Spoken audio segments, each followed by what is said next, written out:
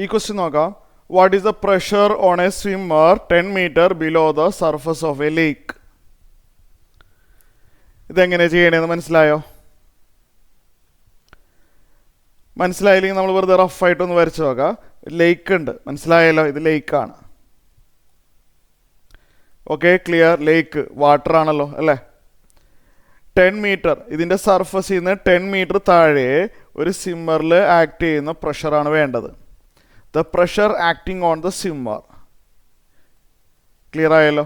Swimmer. The pressure, ഇവിടെ ശ്രദ്ധിക്കണം, pressure എല്ലാ സൈഡിൽ നിന്നും ഒരേ പ്രഷർ അനുഭവപ്പെടും, അറിയാലോ. അതൊന്ന് ഓർത്ത് വെച്ചേക്കണം കേട്ടോ. എല്ലാ ഡയറക്ഷനിൽ നിന്നും ഒരേ പ്രഷറാണ് വരുന്നത്. ഈ പ്രഷർ കണ്ടുപിടിക്കണം. At a depth of 10 metre.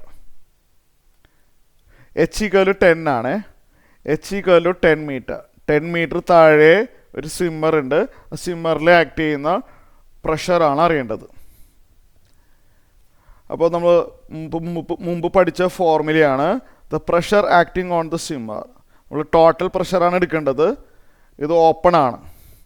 Open എന്ന് പറയുമ്പോൾ ഇവിടെ അറ്റ്മോസ്ഫിയറിൻ്റെ പ്രഷറും കൂടിയും വരുന്നുണ്ടെന്ന് അറിയാമല്ലോ അല്ലേ. അപ്പോൾ total pressure experience by the swimmer എന്ന് പറയുമ്പോൾ അറ്റ്മോസ്ഫിയറിക് പ്രഷർ പ്ലസ് ഈ സ്വിമ്മറിന് മുകളിലുള്ള വാട്ടർ കോളത്തിൻ്റെ വെയിറ്റ് കാരണമുള്ള പ്രഷറും അതും വരും. നമ്മൾ പഠിച്ചിട്ടുണ്ട് ടോട്ടൽ പ്രഷർ കാണാനുള്ള ഫോർമുല PA + ρGH ആണ്. PA എന്ന് പറഞ്ഞു കഴിഞ്ഞാൽ നമ്മൾ പഠിച്ചിട്ടുണ്ട്, അതിൻ്റെ വാല്യൂ ബൈ ഹാർട്ട് ആക്കേണ്ടതാണെന്ന് പറഞ്ഞിരുന്നു. PA എന്ന് പറഞ്ഞു കഴിഞ്ഞാൽ 1.0132. 1.01 എടുത്താലും മതി, കുഴപ്പമില്ല. Into 10⁵ N/m². ഇതാണ് PA എന്ന് പറയുന്നത്. റോ എന്ന് പറഞ്ഞു കഴിഞ്ഞാൽ ഡെൻസിറ്റി ഓഫ് ദ വാട്ടർ, ലേക്കിൻ്റെ ഡെൻസിറ്റി, അതായത് വാട്ടറിൻ്റെ ഡെൻസിറ്റി. അത് ബൈ ഹാർട്ട് ആക്കേണ്ടതാണ് കേട്ടോ. അത് അറിയില്ലെങ്കിൽ എവിടെയെങ്കിലും ബോക്സുള്ളിൽ ഇട്ട് വെച്ചോട്ടോ. വാട്ടറിൻ്റെ ഡെൻസിറ്റി അറിഞ്ഞിരിക്കേണ്ടതാണ്. 1000, അതായത് 10 ക്യൂബ് kg/m³ ആണ്. ഇതൊന്ന് ബൈ ഹാർട്ടാക്കി വെച്ചേക്കണേ. നോർമൽ ടെമ്പറേച്ചറിൽ density of water around 10⁻³ kg/m³ ആണ്. ബൈ ഹാർട്ടാക്കണേ. അപ്പോൾ ഇവിടെ റോ എന്ന് പറഞ്ഞു കഴിഞ്ഞാൽ density of the water 10 cube എഴുതി. പിന്നെ G ഉണ്ട്, അത് 9.8 ആണ്. നമുക്കത് അപ്രോക്സിമേറ്റ് ചെയ്ത് 10 ആക്കി എടുക്കാം.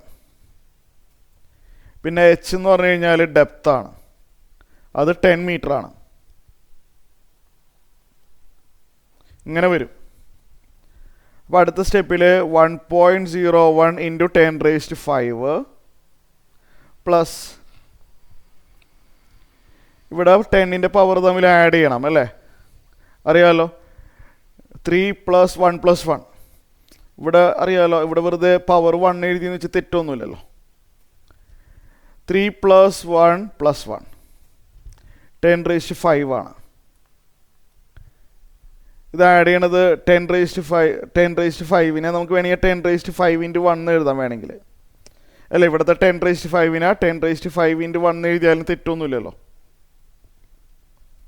10⁵ കോമൺ ആയിട്ട് എടുക്കാം.